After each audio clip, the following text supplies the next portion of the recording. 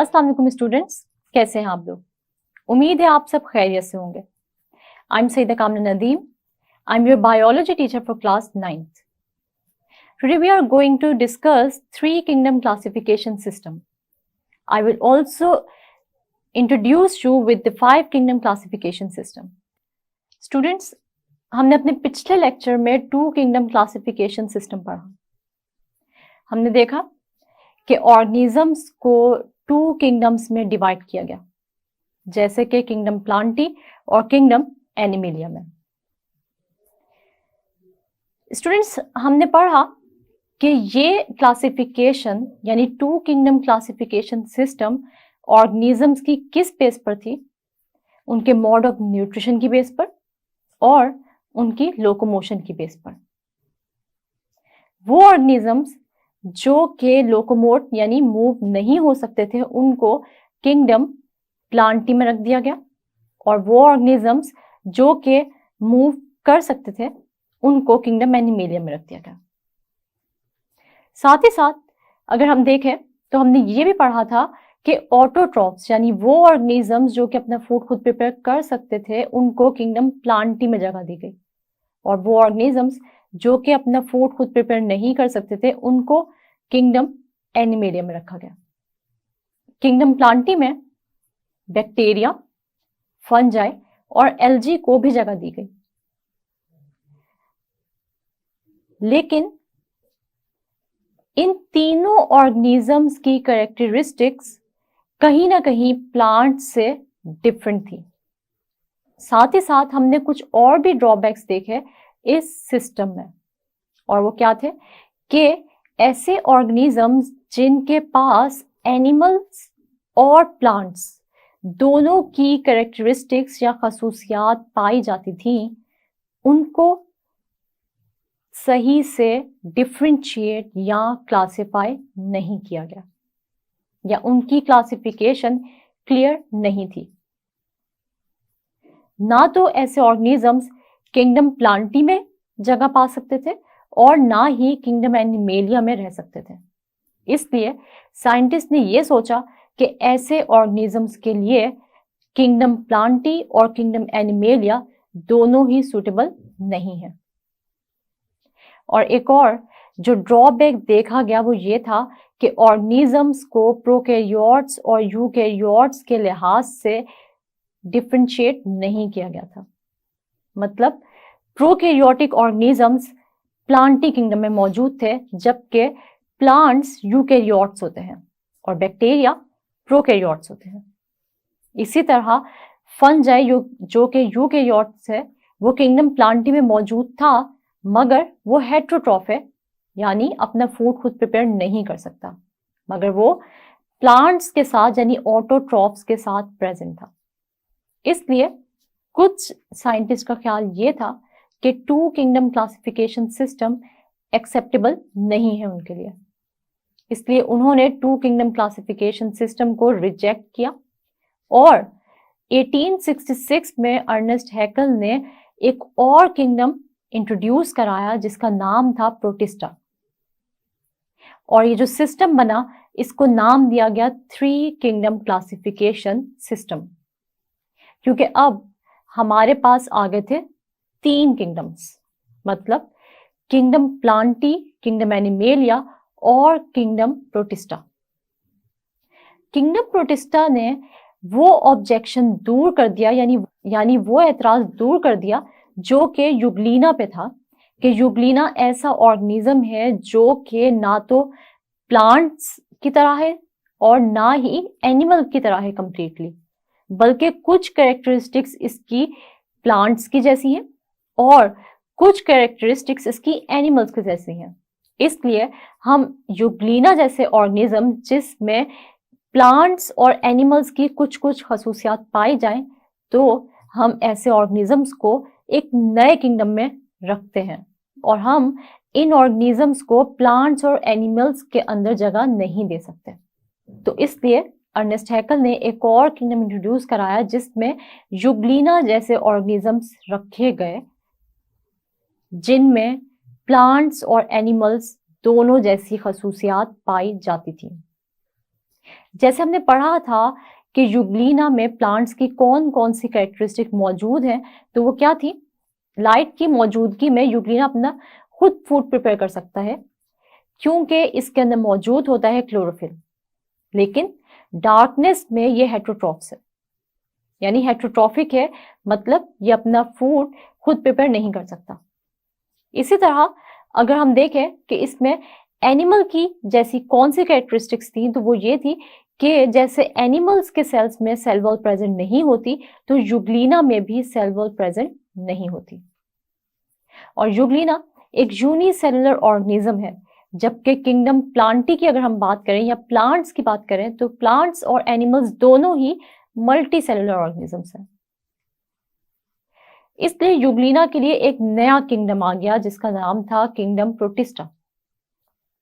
मगर अभी भी 3 किंगडम क्लासिफिकेशन सिस्टम में कुछ गलतियां मौजूद थीं, और वो ये थी कि अभी भी प्रोकैरियोट्स और यूकैरियोट्स के लिए कोई क्लियर कट डिफरेंशिएशन मौजूद नहीं थी कि जो ऑर्गेनिजम्स यूकैरियोटिक है और वो ऑर्गेनिज्म जो प्रोकैरियोटिक है, उनको हम क्लियर कट किस किंगडम में जगह दें।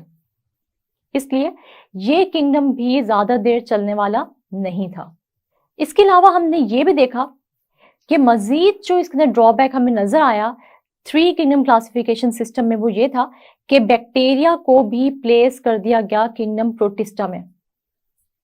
जबकि अगर हम ये देखें कि यूग्लिना तो एक ऐसा ऑर्गेनिज्म है जिसमें प्लांट और एनिमल दोनों की खसूसियात पाई जाती हैं, और बैक्टीरिया यूग्लिना से बिल्कुल डिफरेंट था। बैक्टीरिया एक माइक्रो ऑर्गेनिज्म तो जरूर है, मगर कुछ बैक्टीरिया ऐसे हैं जो कि ऑटोट्रॉफिक इन नेचर होते हैं, यानी अपना फूड खुद प्रिपेयर कर सकते हैं, और कुछ ऐसे होते हैं जो कि हेटेरोट्रॉफिक इन नेचर होते हैं, यानी अपना फूड खुद प्रिपेयर नहीं कर सकते। इसी तरह अगर हम ये देखें कि बैक्टीरिया प्रोकैरियोटिक होता है, यानी ऐसा ऑर्गेनिज्म जो कि प्रोकैरियोटिक सेल्स पर मुश्तमिल होता है, यानी ऐसे सेल्स जिनमें वेल डिफाइंड न्यूक्लियस और मेम्ब्रेन बाउंडेड ऑर्गेनेल्स मौजूद नहीं होती। मगर इसके बावजूद बैक्टीरिया को रखा गया किंगडम प्रोटिस्टा में, जिसमें यूकैरियोटिक ऑर्गेनिजम्स मौजूद थे। तो हम ये कह सकते हैं कि 3 किंगडम क्लासिफिकेशन सिस्टम में भी वो ऑब्जेक्शन दूर नहीं किया गया जो कि यूकैरियोटिक और प्रोकैरियोटिक ऑर्गेनिजम्स की डिफरेंशिएशन का था, कि यूकैरियोटिक ऑर्गेनिजम्स अलग किंगडम्स में होने चाहिए और प्रोकैरियोटिक ऑर्गेनिजम्स अलग किंगडम में होने चाहिए। एक और जो ऑब्जेक्शन साइंटिस्ट ने उठाया 3 किंगडम क्लासिफिकेशन सिस्टम पर, वो ये था कि अभी भी फंजाई को किंगडम प्लांटी में ही रखा गया। स्टूडेंट्स, फंजाई किसी भी तरह बाकी किंगडम्स के अंदर जगह नहीं बना सकते थे, क्योंकि फंजाई की कैरेक्टरिस्टिक्स बाकी ऑर्गेनिज्म से बिल्कुल डिफरेंट थी। यानी इनमें सेल वॉल तो मौजूद होती है, मगर सेल वॉल काइटिन की होती है, और अगर हम इनका मोड ऑफ न्यूट्रिशन देखें तो वो तो बिल्कुल ही डिफरेंट है, मतलब एब्जॉर्प्टिव हेटेरोट्रॉफिक। ये एब्जॉर्प्टिव हेटेरोट्रॉफ्स होते हैं, यानी ये अपने फूड को एब्जॉर्ब करते हैं। तो इसलिए फंजाई के लिए भी जरूरत इस बात की थी कि इनके लिए भी एक अलग किंगडम इंट्रोड्यूस कराया जाता। इसलिए बाकी साइंटिस्ट ने और किंगडम्स की तरफ इशारा किया, और उनका ख्याल ये था कि अब बैक्टीरिया भी ऐसा ऑर्गेनिज्म है जो कि किंगडम प्लांटी में नहीं रहेगा, और फंजाई का भी एक अलग किंगडम होगा। इसलिए हम देखते हैं कि रॉबर्ट विटेकर ने एक और क्लासिफिकेशन का सिस्टम इंट्रोड्यूस कराया, और अब उसमें ना तो 2 किंगडम्स मौजूद थे, ना ही 3 किंगडम्स थे, बल्कि अब मजीद 2 किंगडम्स की एडिशन हुई, और अब ये बन गया 5 किंगडम क्लासिफिकेशन सिस्टम। इन 5 किंगडम्स में kingdom Monera, kingdom Protista, kingdom Fungi, kingdom Plantae और किंगडम एनिमेलिया शामिल है। इन 5 किंगडम्स में जितने भी ऑर्गेनिजम्स प्रेजेंट हैं उन सब की कैरेक्टरिस्टिक्स एक दूसरे से डिफरेंट है। कुछ कैरेक्टरिस्टिक्स यकीनन सिमिलर भी होंगी, मगर ज्यादा डिफरेंसेस मौजूद होने की वजह से हम इन ऑर्गेनिजम्स को एक किंगडम में नहीं रख सकते। स्टूडेंट्स, 1937 में ई कैटन ने इंट्रोड्यूस कराई दो टर्म्स जो कि थी प्रोकैरियोटिक और यूकैरियोटिक।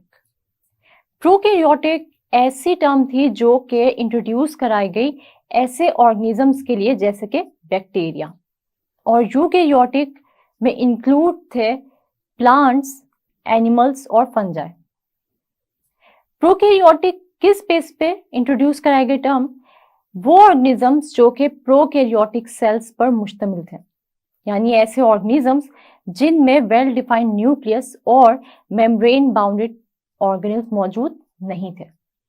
और यूकैरियोटिक की टर्म ऐसे ऑर्गेनिजम्स के लिए इस्तेमाल की गई जो कि बने हुए थे यूकैरियोटिक सेल से, मतलब ऐसे सेल से जिनमें वेल डिफाइंड न्यूक्लियस और मेम्ब्रेन बाउंडेड ऑर्गेनेल्स मौजूद थी। इसका मतलब ये हुआ कि 5 किंगडम क्लासिफिकेशन सिस्टम में अब हमें पता था कि वो ऑर्गेनिजम्स जो कि यूकैरियोट्स हैं उनको हम स्पेसिफिक किंगडम में ही रखेंगे, और जो ऑर्गेनिजम्स प्रोकैरियोटिक थे या प्रोकैरियोट्स थे उनको हम एक खास किंगडम में ही जगह देंगे। हमने देखा कि 1967 में रॉबर्ट विटेकर ने 2 मजीद किंगडम्स इंट्रोड्यूस कराए और अब ये सिस्टम बन गया 5 किंगडम क्लासिफिकेशन सिस्टम। जैसे कि मैंने आपको पहले भी बताया कि इन किंगडम्स में kingdom Monera, kingdom Protista, kingdom Fungi, kingdom Plantae और किंगडम एनिमेलिया शामिल है। मगर रॉबर्ट विटेकर ने किस बेस पर ऑर्गेनिजम्स को इन 5 किंगडम्स में क्लासिफाई किया? तो रॉबर्ट विटेकर ने 2 बेसिस ली। पहली बेस सेलुलर ऑर्गेनाइजेशन और दूसरी बेस मोड ऑफ न्यूट्रिशन। वो ऑर्गेनिजम्स जो कि फोटोसिंथेटिक थे, यानी वो ऑर्गेनिजम्स जो कि अपना फूड खुद प्रिपेयर कर सकते थे, यानी ऑटोट्रॉफ्स थे, उनको एक किंगडम में जगह दी गई। ऐसे ऑर्गेनिजम्स जो एब्सॉर्प्टिव हेटेरोट्रॉफ्स थे उन ऑर्गेनिजम्स के लिए अलग किंगडम यानी किंगडम फंजाई रखा गया। और इसी तरह वो ऑर्गेनिजम्स जो हेटेरोट्रॉफ्स थे जैसे कि एनिमल्स, इनके लिए किंगडम एनिमेलिया रखा गया। तो अब ऑर्गेनिजम्स को डिवाइड किया गया फोटोसिंथेटिक, हेटेरोट्रॉफिक या एब्सॉर्प्टिव हेटेरोट्रॉफिक होने की बेस पर। इसी तरह जो दूसरी बेस हमने पढ़ी वो थी सेलुलर ऑर्गेनाइजेशन, यानी कौन से ऑर्गेनिजम्स यूनिसेलुलर इन नेचर हैं, यानी एक सेल से बने हुए हैं। कौन से ऑर्गेनिजम्स ऐसे हैं जो यूकैरियोटिक मल्टीसेलुलर हैं, यानी ऐसे ऑर्गेनिजम्स जो कि यूकैरियोट्स हैं, यानी यूकैरियोटिक सेल्स पर मुश्तमिल है और वो बहुत सारे सेल से मिलकर बने हुए हैं। और ऐसे ऑर्गेनिजम्स जो कि यूनिसेलुलर यूकैरियोट्स हैं या यूनिसेलुलर यूकैरियोटिक है, मतलब एक सेल से मिलकर बने हुए हैं और उनका वो सेल क्या है? यूकैरियोटिक है, मतलब उस सेल में वेल डिफाइंड न्यूक्लियस और मेम्ब्रेन बाउंडेड ऑर्गेनेल्स मौजूद हैं। तो इस बेस पर यानी यूनिसेलुलर, यूनिसेलुलर यूकैरियोटिक और मल्टी सेलुलर यूकैरियोटिक होने की बेस पर भी ये किंगडम्स वजूद में आए और इन ऑर्गेनिजम्स को इन किंगडम्स में क्लासिफाई किया गया। लेकिन अब 1988 में मार्गुलिस और शेवार्ट्स ने इन 5 किंगडम्स में कुछ मॉडिफिकेशंस की और उनका ख्याल ये था कि अब ऑर्गेनिजम्स को हम जेनेटिक यानी उनकी जेनेटिक बेसिस पर भी क्लासिफाई कर सकते हैं, जिससे थोड़ी बहुत चेंजेस तो आई, मगर ये सिस्टम यानी 5 किंगडम क्लासिफिकेशन सिस्टम मजीद एडवांस्ड और एक्सेप्टेबल हो गया बाकी साइंटिस्ट के लिए। तो हम ये कह सकते हैं कि जो मोस्ट एक्सेप्टेबल क्लासिफिकेशन का सिस्टम अब मौजूद है वो कौन सा सिस्टम है, तो वो है 5 किंगडम क्लासिफिकेशन सिस्टम। इस 5 किंगडम क्लासिफिकेशन सिस्टम को हम आगे जाकर डिटेल में स्टडी करेंगे, लेकिन अभी मैं आप लोगों को ये बता दूं कि 2 kingdom classification system, 3 kingdom classification system और ये जो इंट्रोडक्शन अभी हमने पढ़ा है 5 किंगडम क्लासिफिकेशन सिस्टम का, इसमें से आपको किस किस्म के क्वेश्चंस आ सकते हैं। तो मैं लेती हूँ आपसे एक छोटा सा क्विज और आप लोग मुझे बताएंगे उनके आंसर्स, और अगर आप लोगों को इन क्वेश्चंस के आंसर्स पता है तो आप लोग रिटन फॉर्म में एक दफा प्रैक्टिस करेंगे, और अगर आपको कोई भी क्वेश्चन का आंसर नहीं आता तो आप लोग उसको एक दफा अपनी बुक के चैप्टर नंबर 3 खोलेंगे, उसको स्टडी करेंगे और फिर इन क्वेश्चंस के आंसर्स को प्रिपेयर करके रिटन प्रैक्टिस करेंगे।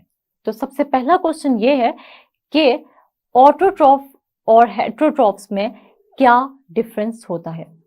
तो हमने ये 2 किंगडम क्लासिफिकेशन सिस्टम में स्टडी किया कि ऑटोट्रॉफ्स ऐसे ऑर्गेनिजम्स होते हैं जो कि अपना फूड खुद प्रिपेयर कर सकते हैं, और हेटेरोट्रॉफ्स ऐसे ऑर्गेनिजम्स होते हैं जो कि अपना फूड खुद प्रिपेयर नहीं कर सकते और डिपेंड करते हैं ऑटोट्रॉफ्स और हेटेरोट्रॉफ्स पे। इसके बाद जो आपसे पूछा जा सकता है वो ये है कि write down the drawbacks of 2 kingdom classification system. तो हमने ये पढ़ा कि 2 किंगडम क्लासिफिकेशन सिस्टम में यूग्लिना लाइक ऑर्गेनिजम्स को क्लासिफाई नहीं किया गया था प्रॉपरली, और साथ साथ प्रोकैरियोट्स और यूकैरियोट्स में भी प्रॉपर डिस्टिंक्शन नहीं थी। इसके बाद 3 किंगडम सिस्टम क्लासिफिकेशन के बारे में जो आपसे शॉर्ट क्वेश्चंस पूछे जा सकते हैं वो ये पूछा जा सकता है कि हम फंजाई को प्लांट की किंगडम में क्यों नहीं रख सकते, या हम प्लांट्स के साथ उसको क्यों नहीं प्लेस कर सकते। तो उसका जो ड्रॉबैक वाला लास्ट पैराग्राफ है उसमें आंसर है कि फंजाई क्योंकि प्लांट की तरह नहीं होता, वो एब्जॉर्प्टिव हेटेरोट्रॉफ है, ऑटोट्रॉफ नहीं है। इसमें सेल वॉल तो मौजूद है मगर वो सेलुलोज की नहीं बल्कि काइटिन की बनी हुई है। इसलिए ये 2 कैरेक्टरिस्टिक्स है जिनकी बेस पर हमारे लिए जरूरी है कि हम फंजाई के लिए एक अलग किंगडम बनाएं, जैसे कि अब बन गया है, और हम इसको प्लांट्स के साथ प्लेस नहीं कर सकते। इसके अलावा 5 किंगडम सिस्टम क्लासिफिकेशन का जो इंट्रोडक्शन हमने पढ़ा उससे भी आपसे शॉर्ट क्वेश्चन पूछे जा सकते हैं कि 5 किंगडम क्लासिफिकेशन सिस्टम किसने इंट्रोड्यूस कराया और कब कराया। तो हम देखते हैं कि who and when 5 kingdom classification was introduced. तो हम ये देखेंगे कि 1967 में रॉबर्ट विटेकर था जिसने 5 किंगडम क्लासिफिकेशन सिस्टम इंट्रोड्यूस कराया, और किसने मॉडिफाई किया और कब मॉडिफाई किया। तो 1988 में मार्गुलस और शेवार्ट्स ने इस 5 किंगडम क्लासिफिकेशन सिस्टम को मॉडिफाई किया। तो हमने ये आज पढ़ा है, तो ये क्वेश्चंस आप लोगों ने अच्छे से प्रिपेयर कर लेने हैं। बाकी जो है वो 2 किंगडम क्लासिफिकेशन सिस्टम और 3 किंगडम क्लासिफिकेशन सिस्टम, या आगे जो हम पढ़ेंगे 5 किंगडम क्लासिफिकेशन सिस्टम, इनमें से लॉन्ग क्वेश्चंस भी आपसे पूछे जा सकते हैं। तो इसलिए आपने ये टॉपिक्स अच्छे से प्रिपेयर कर लेने हैं। स्टूडेंट्स, आज हम लोग ने डिस्कस किया 3 किंगडम क्लासिफिकेशन सिस्टम, और हमने ये देखा कि किस तरह अर्नेस्ट हैकल ने इंट्रोड्यूस कराया किंगडम प्लांटी, किंगडम एनिमेलिया के बाद एक नया किंगडम जो कि था किंगडम प्रोटिस्टा। और कौन से ऑर्गेनिजम्स किंगडम प्रोटिस्टा में रखे गए, तो वो रखे गए यूग्लिना, यानी यूग्लिना ऐसा ऑर्गेनिज्म जो कि प्लांट लाइक भी था और एनिमल्स लाइक भी था। लेकिन अभी भी हमने देखा कि 3 किंगडम क्लासिफिकेशन में भी कुछ ड्रॉबैक्स थे, यानी अभी भी कुछ ऑब्जेक्शंस थे जो कि उठाए गए डिफरेंट साइंटिस्ट के जानिब से। और साइंटिस्ट ने कहा कि फंजाई किसी भी सूरत किंगडम प्लांटी में नहीं रह सकता क्योंकि फंजाई एब्जॉर्प्टिव हेटेरोट्रॉफ है, और इसकी सेल वॉल की कॉम्पोजिशन भी प्लांट्स की सेल वॉल की कॉम्पोजिशन से डिफरेंट है। क्योंकि हमने देखा कि प्लांट्स की सेल वॉल सेलुलोज से बनी होती है और फंजाई की सेल वॉल बनी होती है काइटिन से। साथ ही साथ इसके अलावा जो ऑब्जेक्शन था वो ये था कि अब तक भी, यानी 3 किंगडम क्लासिफिकेशन सिस्टम के आने के बावजूद भी प्रोकैरियोटिक और यूकैरियोटिक सेल्स में कोई डिफरेंशिएशन मौजूद नहीं थी। कोई भी ऑर्गेनिज्म जो कि यूकैरियोट या प्रोकैरियोट होता था उसको किसी भी किंगडम में रख दिया जाता था। फिर हमने ये देखा कि रॉबर्ट विटेकर ने 3 किंगडम क्लासिफिकेशन के ऑब्जेक्शंस को दूर किया और अब इंट्रोड्यूस कराए मजीद 2 किंगडम्स, और वो किंगडम्स कौन से थे?